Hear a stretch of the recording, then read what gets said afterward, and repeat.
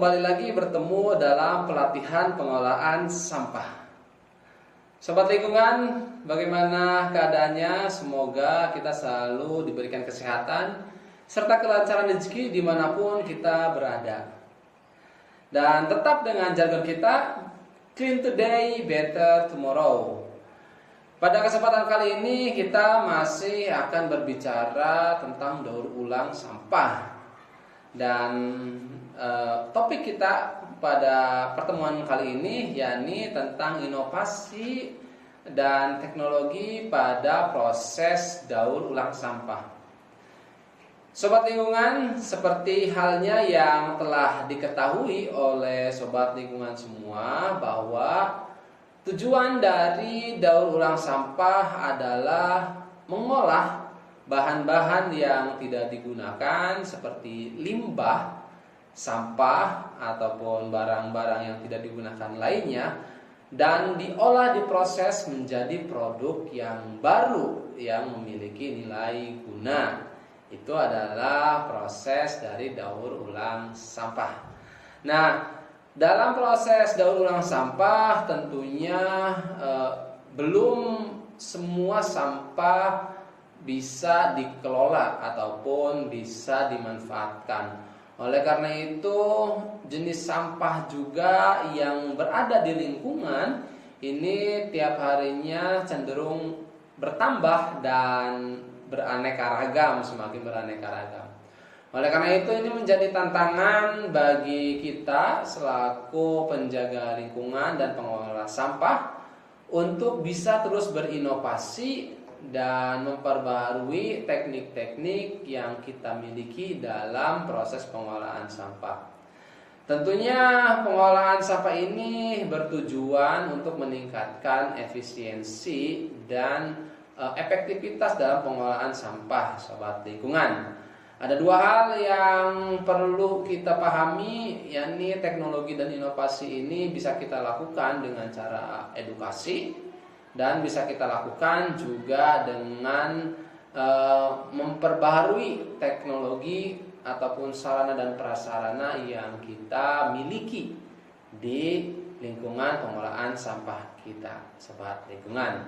Nah, sobat lingkungan, untuk inovasi dan teknologi bisa kita lihat dari berbagai macam hal ya, terutama ada yang bisa kita lihat dari sarana prasarana, bisa juga ada yang bisa kita lihat dari teknik-teknik sederhananya. Ya, kita lihat yang pertama adalah teknik ataupun teknologi yang bisa digunakan dalam proses daur ulang sampah.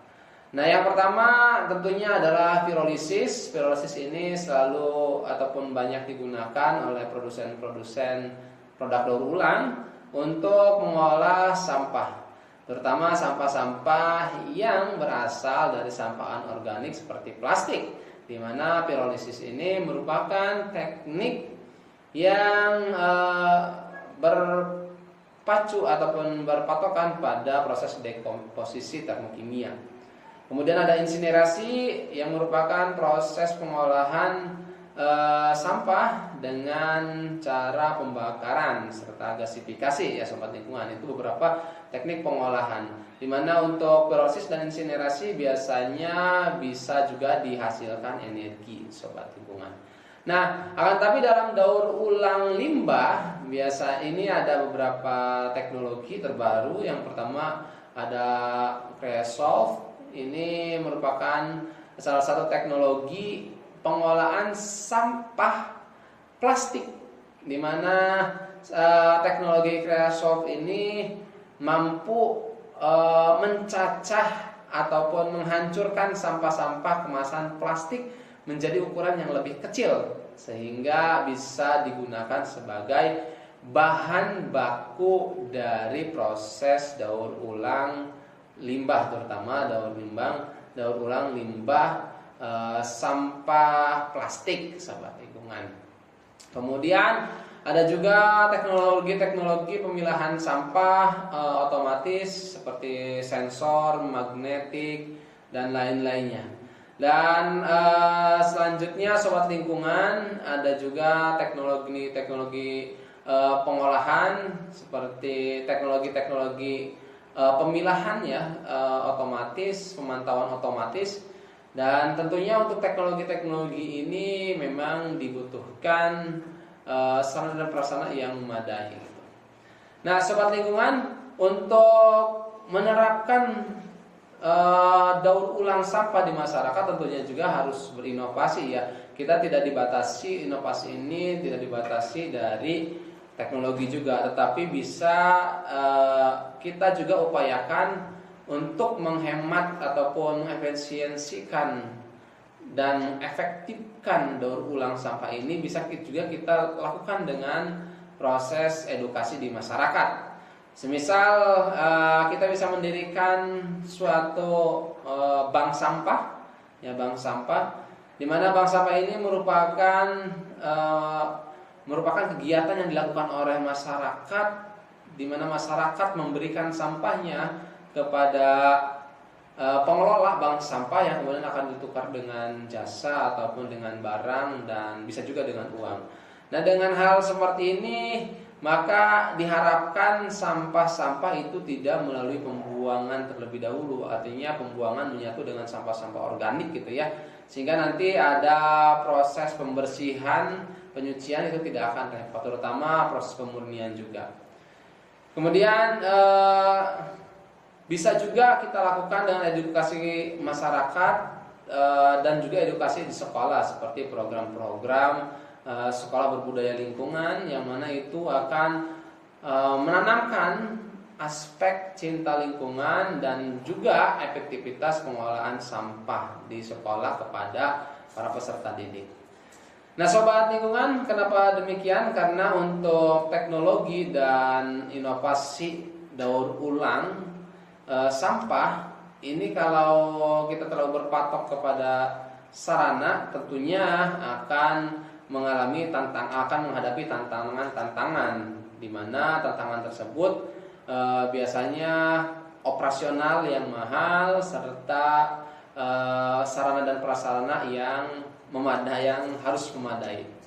Oleh karena itu, sobat lingkungan, dalam inovasi dan teknologi daur ulang sampah ini kita harus terus belajar, kita harus terus mencari tahu teknologi-teknologi yang berkembang dan terus berkembang.